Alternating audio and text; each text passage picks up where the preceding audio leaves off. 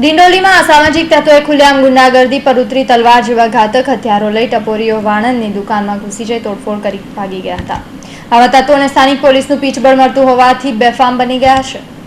બુધવારે મોડી રાત્રે ડિંડોલી રામી પાર્ક સોસાયટી પાસે રોયલ સ્ટાર ટાઉનશીપમાં વાણંદની દુકાનમાં 5 થી 6 જેટલા અસામાજિક તત્વોએ તલવાર, ચપ્પુ જેવા ઘાતક હથિયારો સાથે ફિલ્મી સ્ટાઇલમાં ધસી આવી વાણંદની દુકાનના કાચની તોડફોડ કરી બહાર પાર્ક કરેલી રિક્ષાના કાચ તોડી ભાગી ગયા હતા. અસામાજિક તત્વોએ દારૂના નશામાં હોવાની પણ વાત સ્થાનિકો દ્વારા જાણવા મળી છે. વિસ્તારમાં ટપોરીઓના કારણે સ્થાનિક લોકોનું જીવવું મુશ્કેલ થયું હતું. સ્થાનિકો ફરિયાદ કરવા આગળ આવતા હોવાથી ટપોરીઓ બેફામ બન્યા છે. વાણંદની દુકાનમાં તલવાર જેવા હથિયારોથી તોડફોડ થઈ અને અંગે ડિંડોલી પીઆઈ નકુમ પાસે માહિતી હતી. ખુદ પીઆઈને ખબર નથી તેના વિસ્તારમાં રાત્રિના સમયે શું થાય છે. તલવાર જેવા ઘાતક હથિયારો લઈ રામી પાર્ક વિસ્તારમાં આતંક મચાવનાર તત્વો પોલીસ આવે તે પહેલા ત્યાંથી બાઇક પર ભાગી ગયા હતા. બીજી તરફ ડિંડોલી પોલીસે 3 ટપોરીઓને ડિંડોલી બસ સ્ટેન્ડ પાસેથી દબોચી લીધા હતા. તેની પાસેથી લોખંડનો પાઇપ મળી આવ્યો.